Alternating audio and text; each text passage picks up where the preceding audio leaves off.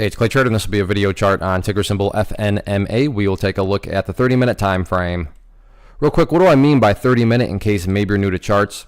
Instead of each one of these candlesticks here representing 1 day's worth of price action, which is what you would normally see, each one represents 30 minutes. So while this here may look like a few weeks worth of time, it's actually just the past few days broken down into 30-minute time slices.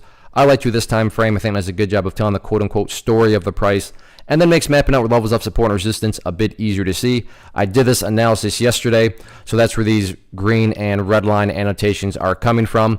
And want to get things updated here, although I'm not going to lie, when I last looked at this, I was thinking, oh, wow, yeah, nice move on the bulls part. And then the final 30 minutes happened. And again, each one of these represents 30 minutes.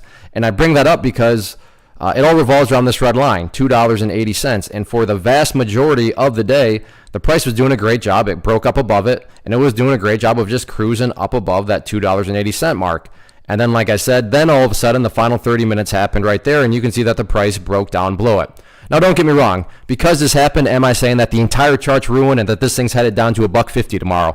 I'm not saying that at all. I'm just saying that kind of a little minor buzzkill. Again, within the grand scheme of things, does this really make any sort of difference? No, you can't say, like I said, this thing is going to now completely collapse or anything like that. But yeah, it would have been, the chart would look so much more attractive at this point had the price been able to stay up above that red line there. So $2.80 does still need to be considered an area of resistance. To be fully fair to the bulls, though, the price could get right back above there, within the first 30 minutes tomorrow.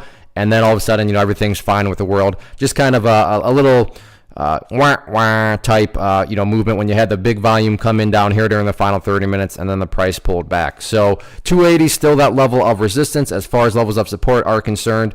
From the grand scheme of things, as I've talked about in the past videos, it's still all about the purple line right here, which is a 50-period simple moving average.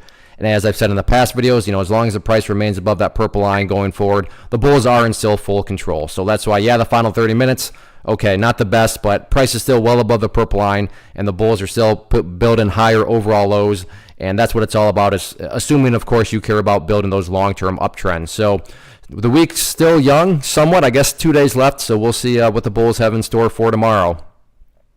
One of the biggest questions that I get is, hey Clay, how do you find the stocks that you trade? So what I've done is put together a free resource guide where I talk about the tools that I use to locate stocks that I find interesting and think may have potential. So if that sounds like something that could add value to you as a trader, then click on the image that is up on the screen right now and I will email you the guide. The guide itself is very short and to the point, and best part, it's completely free. Thanks for watching the video. Let me know if you have any questions.